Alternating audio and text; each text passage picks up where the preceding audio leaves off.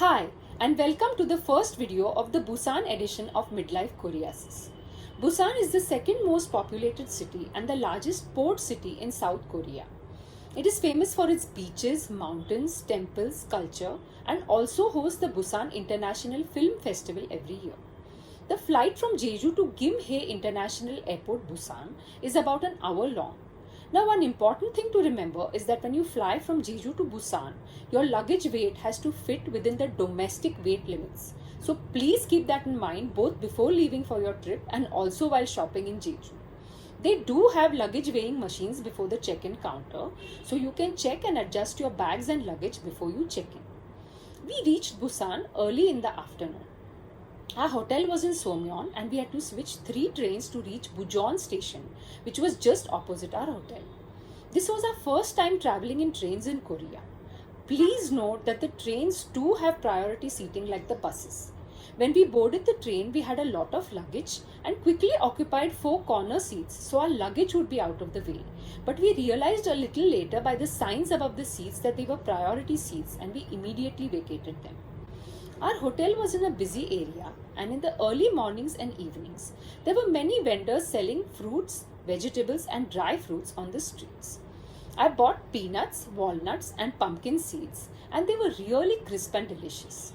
Out of the fruits, I bought large dark red cherries and these were unbelievably sweet with their own unique flavor but a little expensive. But if you do see any of these in Busan, they are worth buying and trying. Now, just like in Jeju, we were looking forward most to our coastal ride. In Busan, the place we wanted to visit the most was the memorial of Queen Heo Hwang-ok, originally Princess Suriratna of a kingdom named Ayutthaya, which is said to have been in ancient India. In the year 48, at the age of 16, she travelled to Gamcheon, believed to have been located near modern-day Gimhae in Busan.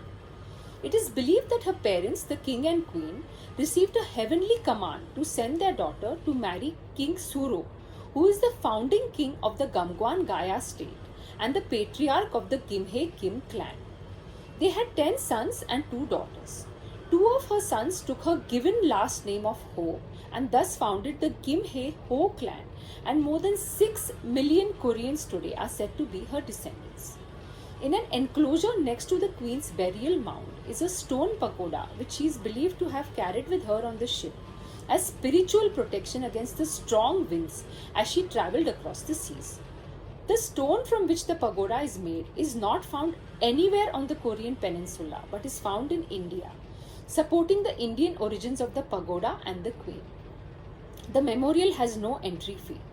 Now, the first thing that struck me as I walked through the gates of the memorial was the atmosphere of palpable calm and serenity. It was unreal. As we paid our respects at the burial mound, it was an emotional experience to see the locals too come and pay their respects at this beautifully maintained memorial. When I read about her on the boards put up there, I couldn't help but wonder about the leap of faith she took to make that journey to a foreign land and marry the king she had never met or even seen. I marveled at how brave she must have been. We took our time to explore this beautiful, peaceful place and left only after taking many pictures and videos to commemorate our visit. The next place we visited was gamcheonculturevillage. This is a colorful site with its multicolored houses and an interesting place to explore by walking along the curving streets. It was built during the 1920s and 30s. Most of the houses were built of wood. In 2009, it was renovated in an effort by the Ministry of Culture, Art and Tourism. Artists and residents repaired and painted the houses to make this place the tourist attraction and iconic landmark it is today. It also has many cafes and shops you can visit.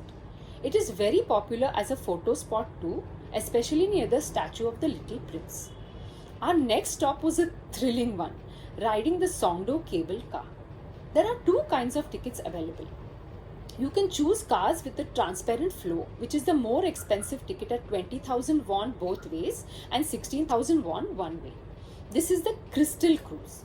The Air Cruise has a closed floor and is 15,000 won both ways and 12,000 won one way.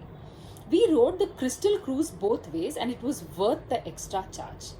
This mile-long cable car line extends from SONGDO base station in Songlim Park, that is east of the SONGDO beach, to SONGDO Sky Park in Amnam Park, that is west of SONGDO beach. You get breathtaking views along the way, of course, of SONGDO beach, Namhang bridge, the sea below, and of the surrounding cliffs. This is a must-do thing in Busan, and I would advise you to definitely choose the crystal cruise and do it in the evening to watch the night lights make the skyline come alive. Now, I have a fascination for Korean traditional markets as they are featured in so many dramas and look so interesting and inviting. So I had decided to try at least one in all the cities we visited. We visited Dongmun in Jeju and decided to visit Kukje in Busan. Its name itself means international, and you will get an insane variety of things here, from food to electronics to even hanbok. We reached a little late and most stores were closed, so we just picked up a little food. But I advise you to plan to go in the late afternoon or early evening so you have enough time to browse. Another thing I wanted to do was visit Lotte department store, as I had heard it has great views of the city from an upper floor, a water fountain attraction, and a great food court. We walked through the store and they have these cool little projected signs to give you directions.